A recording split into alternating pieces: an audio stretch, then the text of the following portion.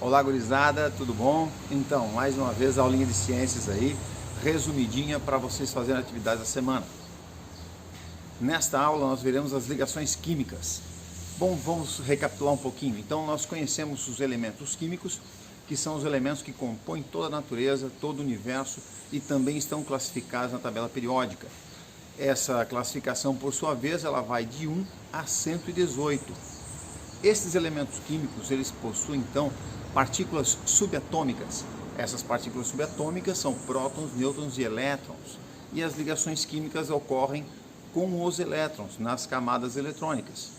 Essas camadas, por sua vez, elas estão subdivididas em quantidades diferentes de elétrons, que variam de 2 a 32. Tá?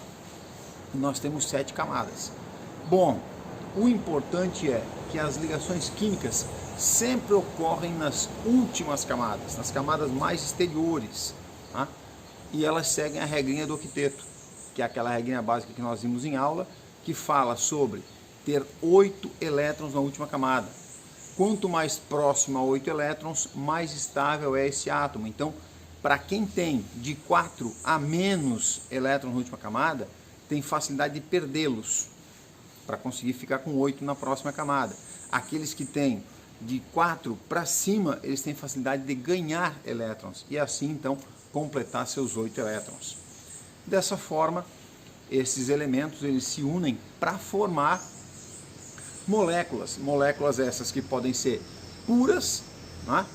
Apenas de um tipo de elemento, como oxigênio, como nitrogênio, hidrogênio, etc. São de exemplo de gases, mas funcionam para uma grande gama de substâncias. Ou então formando substâncias compostas, como é o caso da água. Apesar da água ser pura, transparente, insípida e inodora, ela é uma substância formada por diferentes átomos. Átomos de hidrogênio e átomos de oxigênio, né? No caso H2O, que seria a nossa água.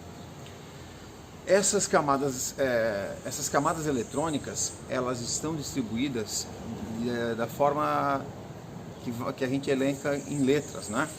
Então vai K, L, M, N, O, P, Q. Q seria a camada mais extrema, maior, uma camada mais externa, e K a camada mais interna. A camada K, ela está presente em todos os átomos, todos os elementos químicos.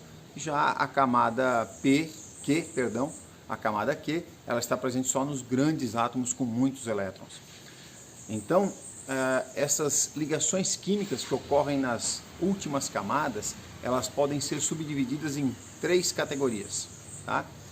A primeira, ligações ionizantes, aquelas em que o átomo ou perde ou ganha elétrons. Então, por exemplo, eu estou aqui com 8 elétrons na segunda camada e a minha terceira camada tem 1 elétron.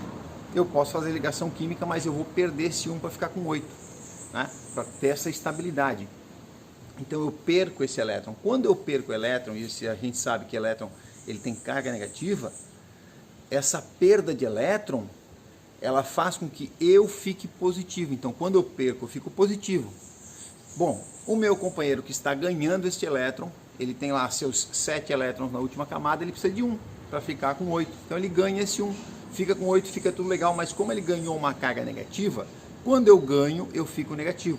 Então eu tenho 2 situações. Em ligações iônicas eu formo íons. Eu posso ter íons positivos e íons negativos. Os íons positivos são os cátions, os íons negativos são os ânions, tá ok? Beleza? Segundo tipo de ligação química, essa ligação chamada de covalente. Covalente é o que acontece no caso da água, por exemplo. O meu hidrogênio tem só 1 elétron. O oxigênio já tem 6 na última camada. O hidrogênio, mesmo que ele perca, se ele perder esse elétron, ele fica sem nenhum, porque ele só tem 1. Não é que ele tem 1 na última, ele não tem mais, ele só tem 1. Se ele perde esse 1, ele fica sem elétrons, e aí ele não seria bem um átomo, seria só um conjunto de subpartículas aí chamado de prótons e nêutrons. Entretanto, o que acontece? Quando o hidrogênio quer se ligar com o oxigênio, ele vai lá e empresta. Pega emprestado e me devolve. Então eles ficam se emprestando. O oxigênio empresta um elétron para o hidrogênio, ele fica com 2 e fica bacana para ele. ele empresta o seu elétron para o oxigênio e o oxigênio fica bacana, fica com 7. Aí ele se junta com mais o hidrogênio e somando os elétrons do hidrogênio para o oxigênio, fica tudo bacana, fica 8. Somando o elétron do hidrogênio mais um do oxigênio emprestado, então eu tenho 2. E para o hidrogênio, 2 é o número da estabilidade. A regra do octeto não funciona para o hidrogênio nem para o hélio, mas para os outros demais sim. Bom, então eu tenho essa ligação química por empréstimo, que a gente chama de covalente. Ninguém fica positivo, ninguém fica negativo e fica todo mundo bacana. E há o terceiro tipo que ocorre apenas com os metais. O nome dessa ligação química é ligação metálica.